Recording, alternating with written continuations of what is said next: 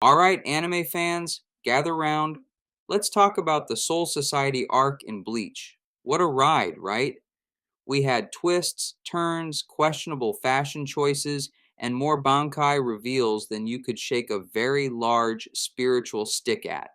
But amidst all the chaos, there was one confrontation that stood out, not just for the action, but for the sheer, unadulterated savagery of one participant towards the other. I'm talking, of course, about Captain Byakuya versus his own Lieutenant Renji. This wasn't just a fight, oh no. This was a masterclass in psychological warfare disguised as a sword duel. This was Byakuya taking Renji's hopes, dreams, and entire self-worth and meticulously folding them into a tiny origami crane before setting it on fire. It was a brutal, cold, and utterly hilarious dismantling of Renji's entire existence up to that point. A savage roast session where only one person was doing the roasting and the other was just getting roasted hard. So let's set the scene for the physical part of this alleged fight.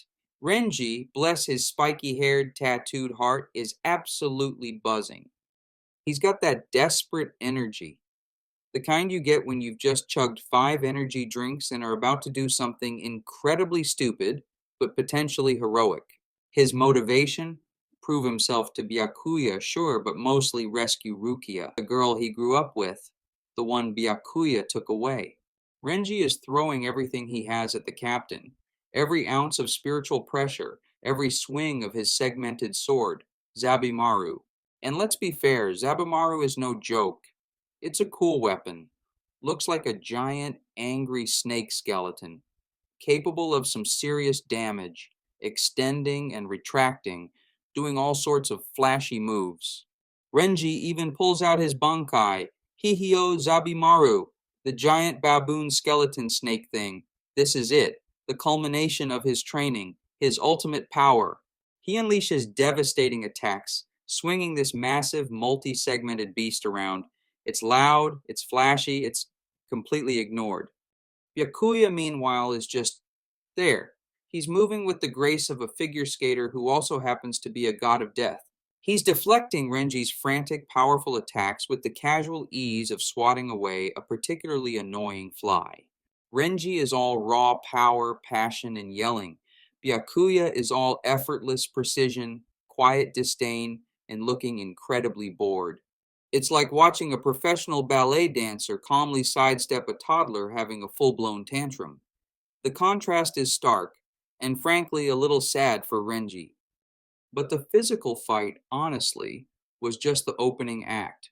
The real show, the main event, was the psychological warfare, the roast. Byakuya wasn't just beating Renji up, he was systematically tearing down his soul piece by piece. He didn't need a special technique for this. His weapon was his mouth, his history, and his absolute unwavering belief that Renji was beneath him. He starts by mocking Renji's very existence within the Kuchiki clan structure, reminding him he's an outsider, a commoner who somehow clawed his way up but will never truly belong. He brings up the Kuchiki clan's history, their traditions, the weight of their name, things Renji, the guy from the streets of Rukongai, couldn't possibly understand. It's like Byakuya is saying, "Oh, you think you're tough? You think you understand anything?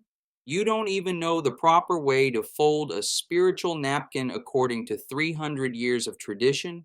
You absolute plebeian." He highlights the vast, insurmountable chasm between their social standings. Byakuya is nobility, old money, purebred. Renji is, well, Renji. And then the ultimate insult. He looks at Renji's Bankai, the pride of his life, the symbol of his power and achievement, and he dismisses it, utterly, completely.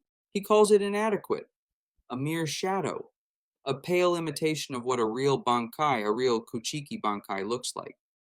Imagine working your entire life for something, achieving this incredible power-up, your ultimate form, and your boss just looks at it and says, "Yeah, it's fine, I guess.